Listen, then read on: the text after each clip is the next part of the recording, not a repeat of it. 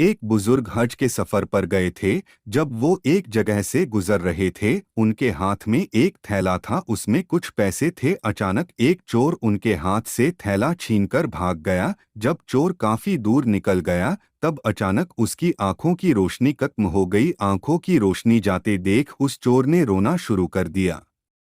जब लोगों ने चोर से पूछा, भाई क्या हुआ, तो वो कहने लगा, मैंने एक आदमी का थैला छीना है। वह कोई बड़ा अल्लाह का करीबी बंदा लगता है। मेरी आंखों की रोशनी चली गई। खुदा के लिए मुझे उसके पास पहुंचा दो ताकि मैं उससे माफी मांग सकूं।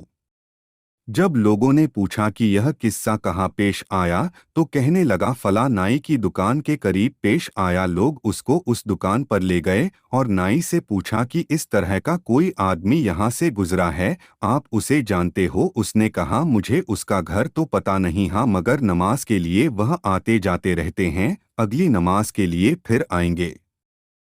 ये लोग इंतजार में बैठ गए। वह बुजुर्ग अपने वक्त पर तशरीफ लाए। लोग उस चोर को उनके पास ले गए तो उस चोर ने जाकर उनके हाथ पांव पकड़ लिए कि मुझसे गलती हो गई, गुनाह हो गया, नादिम हूँ, शर्मिंदा हूँ, मेरी आंखों की रोशनी छिन गई। आप अपने पैसे वापस ले लीजिए और मुझे माफ कर दीजिए ताकि अल्लाह ताला मेरी आंखें ठीक कर दे।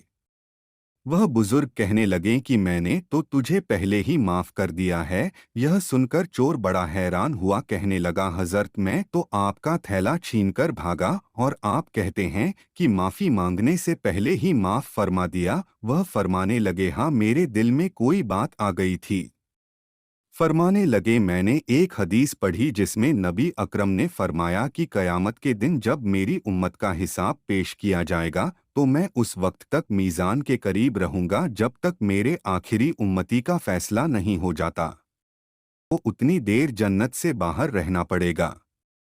इसलिए मैंने माफ कर दिया कि न तो मुकदमा पेश होगा, न ही मेरे महबूब को जन्नत में जाने में देर लगेगी। वह जल्द जन्नत में तशरीफ ले जाएंगे।